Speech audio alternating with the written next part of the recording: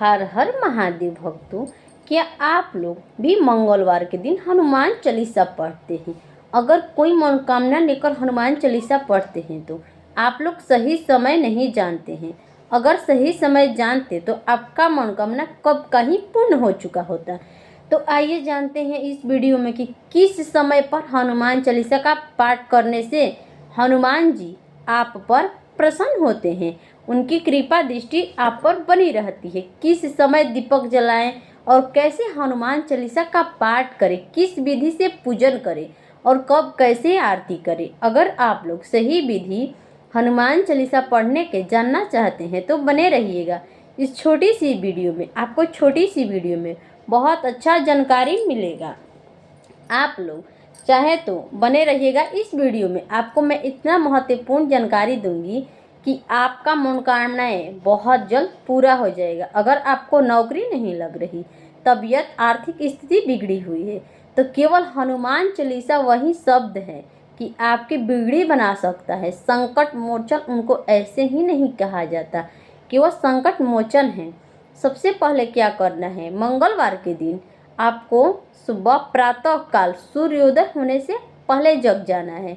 जगने के बाद क्या करना है, आपको जग जाइएगा और शुद्ध स्नान अच्छे से करिएगा, उसमें गंगा जल मिलाकर स्नान करिएगा। स्नान करने के बाद आपको शुद्ध अच्छा स्वस्थ लाल वस्त्र धारण करना है। कैसा लाल वस्त्र? अगर आपके पास नहीं है तो क्या करिएगा, पीला चलेगा, लेकिन हो सके तो लाल वस्त्र धारण करिए। लाल वस्त्र धारण करने के बाद आपको क्या करना है, साफ अपने घर की साफ सफाई यानी मंदिर की भी साफ सफाई करनी चाहिए। साफ सफाई पर खास ध्यान रखें।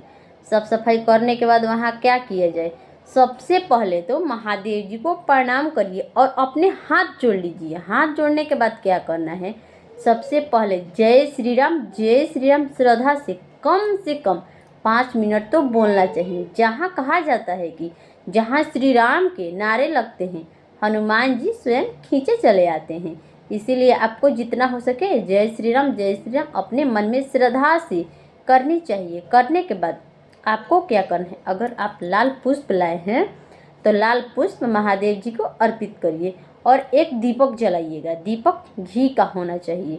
बहुत ही शुद्ध और अच्छा माना जाता है।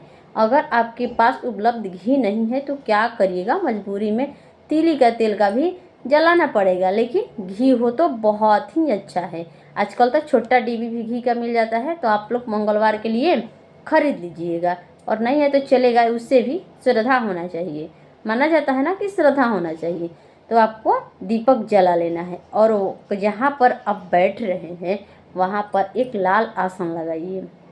लाल अच्छा सा कोई भी कपड़ा होगा, साफ सुथरा खींचा हुआ, साफ किया हुआ, धुआ हुआ, उस पर बैठ जाइए। बैठने के बाद जय श्री राम करते रहिए। उसके बाद श्रद्धा से भाव से सिर्फ भगवान भाव देखते हनुमान जी साफ सफाई आपको जितने बार भी श्रद्धा से आप लोगों को हनुमान चालीसा का पाठ करना है।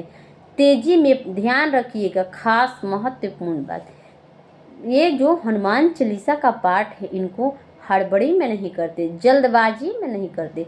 एक एक चौपाई का आप लोगों को अर्थ समझना चाहिए।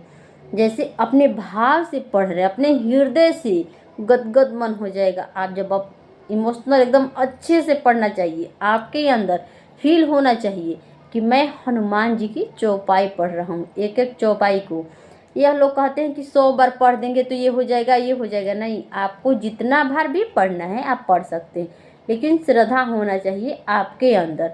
तो सबसे पहले आपको क्या करना है, पढ़िए। अगर आप मंगलवार का व्रत कर रहे हैं तो व्रत के दिन 11 बार हो सके तो सिर्फ 11 बार ही श्रद्धा से हनुमान चालीसा का पाठ करिए। तो देखिए आपकी ज़िंदगी में, और माना जाता है कि आप व्रत कर रहे हैं, मंगलवार का व्रत हफ्ता में भी हफ्ते होता है या मंथ में भी एक दिन होता है। तो आप लोग जैसा भी करना चाहें ठीक है, आप लोग करिएगा। लेकिन सबसे पहले आपको हाथ में अपने गंगा जल, अक्षत, कुछ चावल के दाने, पुष्प वगैरह लेकर एक संकल्प लेना होता है।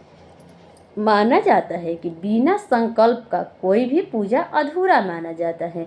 इसीलिए क्या करना है, अपने हाथ को ऐसे बंद करके जोड़ लेना है और आपको संकल्प लेना है। आप आर्थिक स्थिति, सुख, समृद्धि, जिसके लिए भी ये पाठ कर रही हो, व्रत उठाई हो, जेंट्स हो या लेडीज, कोई भी, या लड़कियां, महिलाएं, कोई भी, क्या करना है, संकल्प लेना है। या नौकरी के लिए भी ज़्यादातर लोग, मतलब जो ये होते हैं ना हनुमान जी, नौकरी की कृपा ज़्यादा पाते हैं। इसीलिए क्या करना है आप लोगों को, नौकरी की मनोकामना है तो संकल्प लेकर अपना नाम गोत्र रख करके, और ये जो मुट्ठी का जिसमें चावल है और पुष्प महादेव जी के चरणों में चढ़ा दीजिए, और लाल सिंदूर मतलब उनको बजरंगबली जी को करना है। उसके बाद करने के बाद क्या करना है, आपको हनुमान चालीसा का पाठ करना है। पाठ करते करते मतलब आपको कम से कम 11 बार का पाठ करना है। और करने के बाद अभी आरती नहीं गाई जाती, जब आप लोग दीपक जलाएंगे तब आरती नहीं करेंगे। सही विधि विधान से जब आप लोग अच्छे से प्रेम से पाठ कर लेंगे, पाठ करने के बाद उसी आसन को अच्छे से फोल्ड करके कहीं अच्छा जगह पर रख दीजिए, और उनको पहले ऐसे अपने आँखों से ऐसे कर लीजिएगा, आसन को प्रणाम करके उठिए, और उठने के बाद कहीं फोल्ड करके अच्छे जगह पर रख दीजिए। रखने के बाद क्या करना है, आपको जो आरती आती है महादेव, मतलब उनकी हनुमान जी की जो आरती आती है, आरती को करिएगा अच्छे से। आरती करने के बाद आपको क्या करना है, जितने भी आपके घर में हैं उनको, मतलब परिवार लोग, आरती जो आती है करिए। किताब में भी होता है, जहाँ से आप हनुमान चालीसा का पाठ कर रहे हैं उसी किताब में से आरती कर लीजिएगा। करने के बाद क्या करते हैं, अच्छे से प्रणाम करिए, जो कहना चाहते हैं हनुमान जी से कहिए। और देखिएगा आपके ज़िंदगी में आप हर एक मंगलवार के मंगलवार ही कर सकते हैं। और बहुत लोग सोचते हैं कि क्या मंगलवार ही और शनिवार को भी हनुमान जी की चालीसा का पाठ होता है। अगर हो सके तो आप लोग सुंदरकांड का भी पाठ कर सकते हैं, जितना आप लोगों से बन पड़े। लेकिन खास बात ध्यान से सुनिए, आप लोग के अंदर श्रद्धा होनी चाहिए। अगर आप लोगों के अंदर श्रद्धा है तो एक बार भी या 11 बार भी सब बराबर है। श्रद्धा होना चाहिए अपने मन में कि हाँ, हम पाठ कर रहे हैं, हमारा मनोकामनाएं अवश्य पूर्ण करेंगे बजरंगबली जी। वो तो संकट मोचन है, सबकी जो संकट होते हैं वो अपने सर ले लेते हैं और तुमको टेंशन फ्री कर देते हैं। इसीलिए जो दुख दुविधा है, कहा जाता है कि सब बजरंगबली सबकी दुख दुविधा संकट मोचन दूर करते हैं। और आप लोग चाहें तो हर दिन भी जब आपको समय मिले, सुबह शाम किसी भी टाइम, शाम को भी दीपक जलाते समय जब आप लोग आरती कर रहे हैं तभी हनुमान चालीसा का पाठ कर सकते हैं। अपने मन में श्रद्धा से कभी भी पाठ कर सकते हैं।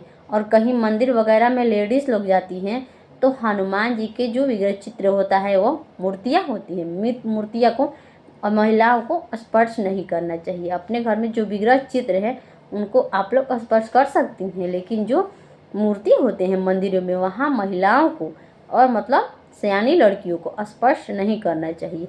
आप लोग उनके नीचे ही पूजा पाठ कर सकते हैं या मंदिर के दरवाजे पर भी कर सकते हैं। अगर आपको यह विधि अच्छा लगा होगा हनुमान चालीसा की, तो मेरे चैनल को सब्सक्राइब अवश्य कर लीजिए। तब तक जय श्री राम, जय श्री सीताराम भक्तों।